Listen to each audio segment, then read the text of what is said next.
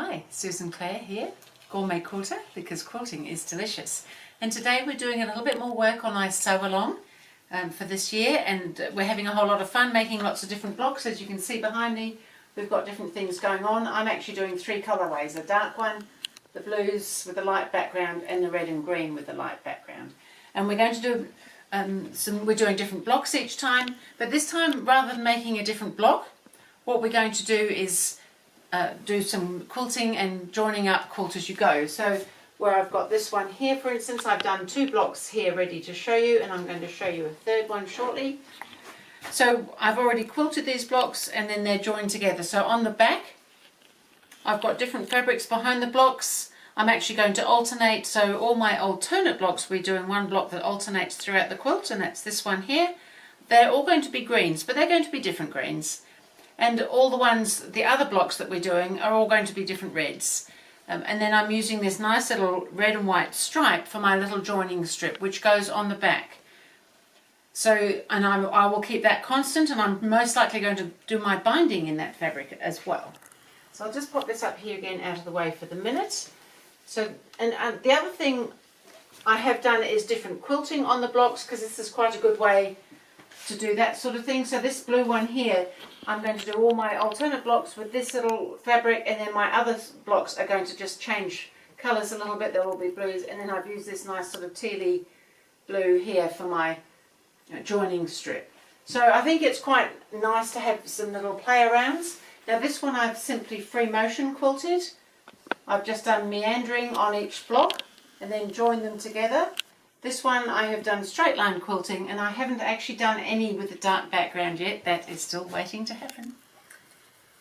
So I thought I'd show you though how we go about, or how I go about doing this. You may have another method, of course. So I'm just going to show you how I get a block ready to quilt to start off with. So I don't necessarily normally stick things to my cutting mat. However, it was sitting on top of the table. So when I baste a quilt, this is exactly the same thing, but it's just a whole lot smaller. I usually tape all my backing onto a table or a larger surface so that it's sitting nice and firm. So you don't necessarily stretch it, but you want it all to be sitting firm, no wrinkles. Everything is sitting really nicely. And then I lay my batting on top. So there are notes, I think I mentioned, on GourmetQuilter.com, and it tells you all about the cutting and the quantities and things that you need on the notes. So I've laid my batting on top, and then I'm going to lay my block on top of that. So my backing and batting are just a little bit larger, just the same as we do with a quilt. Just gives us a little bit of room to move, because sometimes things do move. Now with the batting, I do suggest a very low loft batting. This one's a little bit loftier than I might have used, except that I know that it squashes down really well, which we're wanting it to squash down well in the seam. So it's more that than anything, but this is a great way of using up some leftover batting pieces as well, because they're just small bits. Sometimes when we make a larger quilt, we've got a strip that we've cut off the side that we needed the larger piece of batting, but we didn't need to use all of it. So you can use little bits. You could join batting pieces if you've got narrower pieces. You can just put them together, and you can zigzag over them with a large zigzag, or you could just hand stitch them and they will sit in there fine. And that's another great way of using up some of our leftover fabrics. And of course the backing squares don't have to just be squares of fabric, they could be joined up pieces too. All in all, you can do pretty much anything with fabric. So once I've got it to this stage, I've masking taped down onto my surface, and then I've got everything sitting nicely, and then I just like to pin. I use safety pins, and the idea of having the back sort of not stretched out but pulled out nice and firmly is so that you don't get any wrinkles when you do this part, and everything should sit really nicely for you. So we'll just get this one basted so that you can see. You don't need loads and loads of pins in something this small. You could hand baste this if you would prefer to. The main thing is to keep everything nice and smooth so that it'll quilt nicely.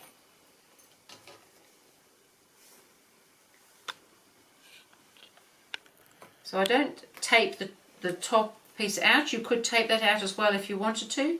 I find that particularly on something this sort of size, it works quite well just to pin it like this. So just try and keep your edges straight and things like that so that everything works out the best it can for you by the end of the quilting. Now when you quilt things, it does bring things in a little bit. It can make things appear to shrink a little bit, and that's because we're creating little valleys and hills with the batting and things, and sometimes our blocks might not end up being quite as large as they started out when we trim them, and I'll talk about that when I'm trimming the blocks up. So I've got that all basted now.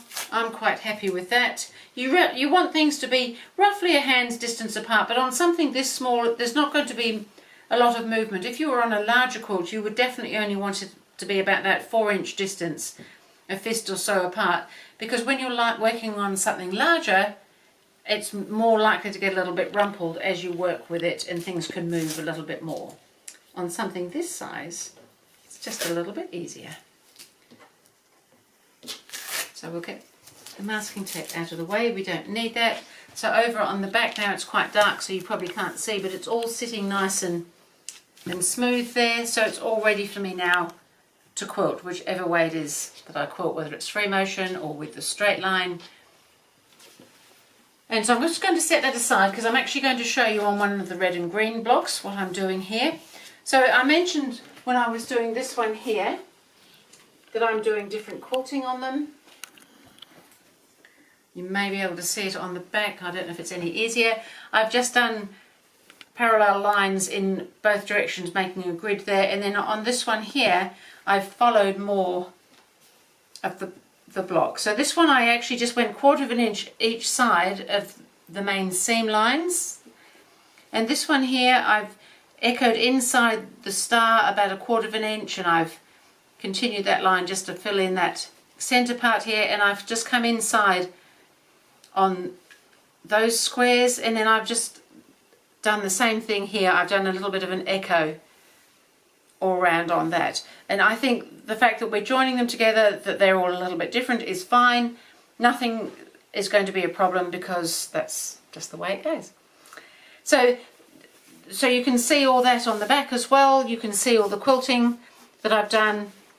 So what I'm going to do now is finish this quilting. So on this one I've simply done a fairly large grid, and on the diagonal.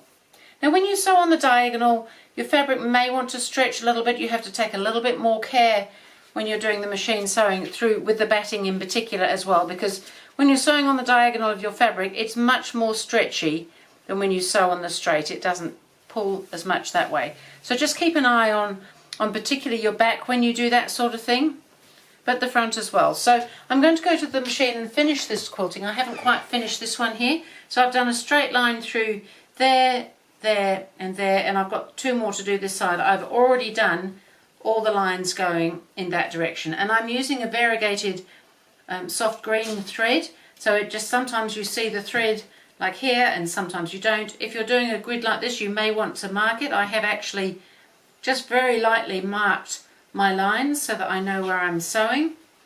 You can use water erasable markers, but I've actually just used an ordinary pencil just very lightly. And so you'll see on the back that we'll get this grid happening there too. So we'll go ahead and finish this off. So with the sewing machine, I'm just using my regular sewing needle. My 1/4 inch foot is regular. I have got my dual feed on. This machine has this dual feed. It works so that it's feeding the top. So our little feed teeth feed our fabric through underneath. The dual feed feeds on top, which works especially well when we've got a layer like the batting in there as well. Or you may have a walking foot if you don't have the dual feed, or you may not have either, and that's fine. You can still do it. You just need to make sure it's feeding as evenly as possible as it goes through. And the other thing I have done is I've made my stitch length just slightly longer. Normally on this machine it's 2.5. I've made it 3, so it's just a little bit of a longer stitch. Other than that, thread on top, thread underneath, dual feed on, and I'm just going to stitch that through. So you might like to do stitching in the ditch, you might like to do other straight line work, you might want to do something more decorative. This is a great opportunity to do your blocks all differently, to try out different quilting designs. And just while I'm chatting, we've already done one of those lines. Just keep an eye out that it hasn't done anything it shouldn't, and it hasn't. And we'll just do this final one here.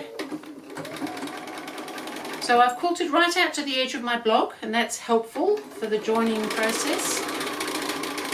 There's other ways of doing quilt as you go. This is the way I'm doing this one. This works for me with this style of quilt because I didn't want any joining strips on the front of my quilt. I didn't particularly want to be hand sewing the battings together. There's all sorts of different ways of doing it. None are better than others necessarily. They're just a little bit different. So I finished the quilting. You can see the grid probably on the back there. And now my block needs to be trimmed. So I did mention before that sometimes when you quilt things, or most often when you quilt things, it might shrink in a little bit. So just keep an eye on your sizes. You want your blocks all to be the same size. So when you do your first block or two, if you find instead of it measuring the 12.5 inch, which is what I'm suggesting the blocks are measuring before we quilt them, it might only be 12.25 inch. But cut them all to the same size. The main thing is that they're the same rather than all different. It's not at all helpful if they're all different. So I'm just going to trim this up here. Just the first edge is just a trim, and then we need to start measuring. So I like to do the opposite edge and make sure that I've got my size right from side to side. And I'm coming out here. And I'm going to now do the same thing coming this way. So I just line up, because I use the board a lot for my cutting, just going to line that up so that it's sitting straight with the board, and then come in and trim my edges. And so it may, as I said, it may still be 12.5 inches. It may have shrunk down to slightly less. As long as all your blocks are the same, that is the main thing, rather than the actual size. And the other thing I do like to do, which I don't necessarily always do when I make quilts, is I actually like to press this, because it is a little bit spongy, I suppose. It's quilted up really nicely, but it's quite helpful to have fairly flat for this type of work, and it will bounce back up again anyway. So there's my block all ready to go. And I'm going to join it up now. This is part of this row. So what I'm doing here is this row of the quilt. So these would be my alternate blocks here. So we need 3 of those. I've only done 1 at the moment, but these are my other 2 blocks. So I've already joined those ones to the center one, and now I'm going to join this one to the other side. And then I will need to quilt 2 more of the alternate ones to put on the ends to make the full row. So I'm just going to join this together now. So we're going to put them together, right sides together. So we're going to have that little extra layer where the seam is, because we're going to join it all together with the batting and everything in it. And this is why I'm suggesting a lower loft or a batting that squashes down really well, so that you don't get too much bulk at that seam.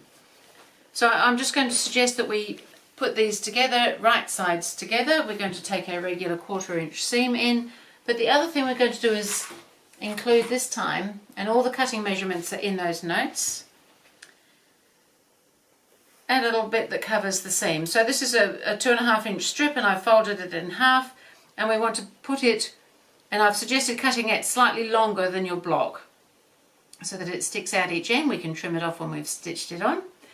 And I quite like these clips. You might have pins or something at this stage, because we've got quite a lot of bulk with the 2 lots of batting and the fabrics.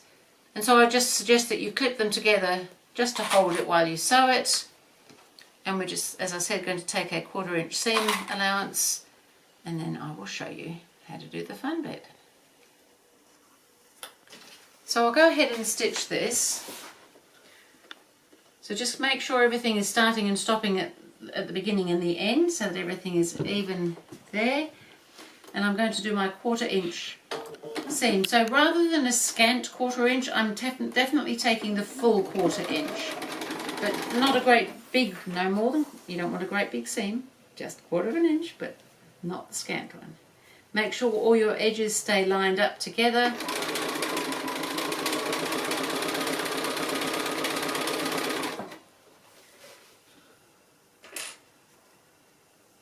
And I've still got the dual feed on. If you've got dual feed or walking foot, keep that on at this stage. It's very helpful when it's got so many spongy layers.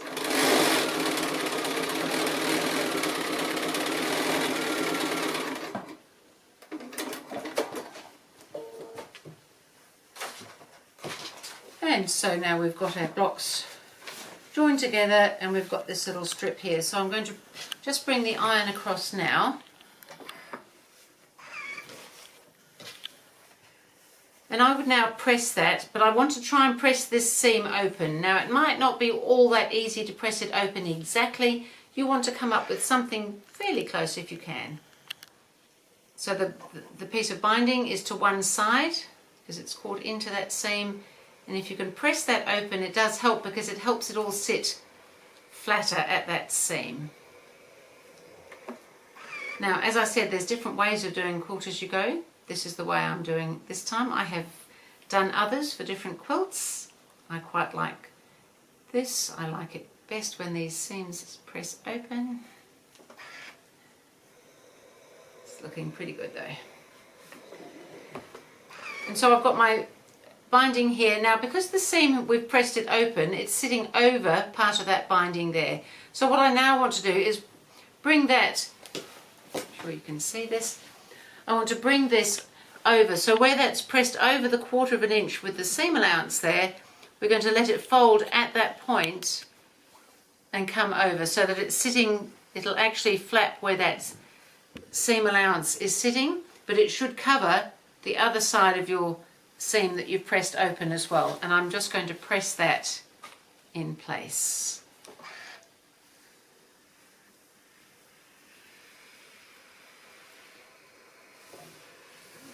Now you could, if you wanted to at this stage, pop some pins through so that it's sitting nice and flat. So this little piece here that's flapping,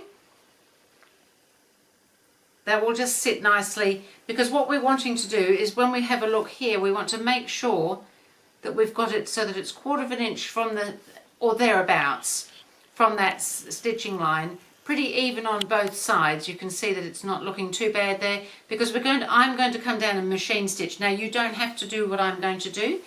You might prefer to simply hand slip stitch that in place, and if you're going to do that you will need to do both sides, because otherwise that will just flap. So you can hand slip stitch it down both sides.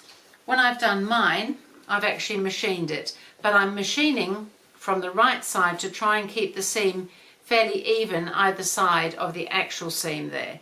So I'm going to go ahead and get mine ready and machine mine on. I'll show you how to do that. So as I said, I'm going to machine stitch mine. I've got it ready here, and I'm just going to set my 1/4 inch foot just right over the edge, just over, so this time a scant 1/4 inch, so that just to make sure that we take in that cover strip at the back. But I've left my stitch length at that 3 size. I have changed the colour of my thread. I'm just using a white thread for this. But I've just got that, just seams just sitting right under that edge of that foot there.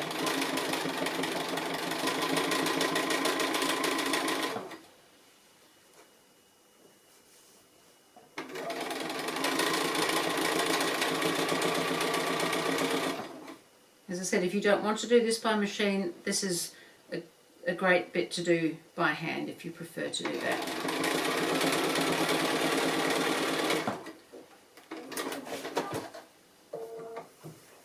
Now I'm going to come down the other side, but I'm not going to turn it round because there's too much bulk here. So I'm just going to do it on the other side of the foot this time.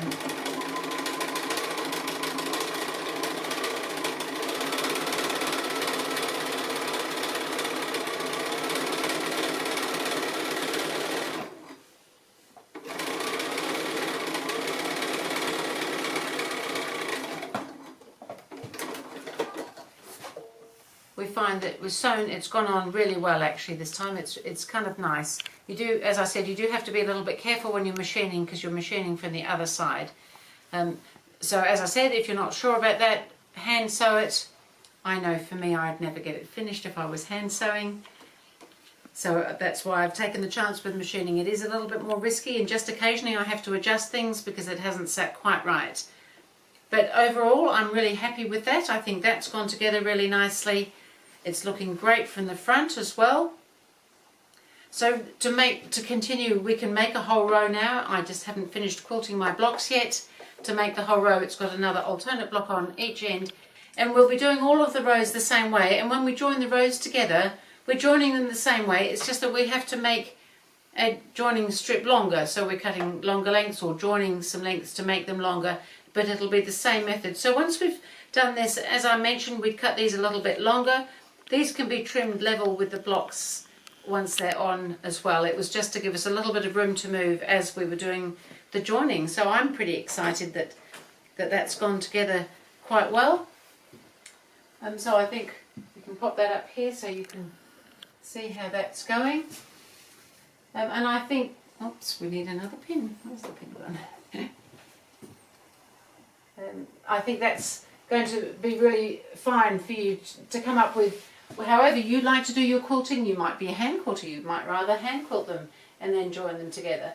But whichever way it is that you like to quilt it, straight line, free motion, we can do block by block. So you've already got quite a lot of blocks if you've made all your alternate blocks already. We've done a couple of the other blocks, and then next week I will show you how to do the next block, and then we can do even more quilting and joining. Thank you.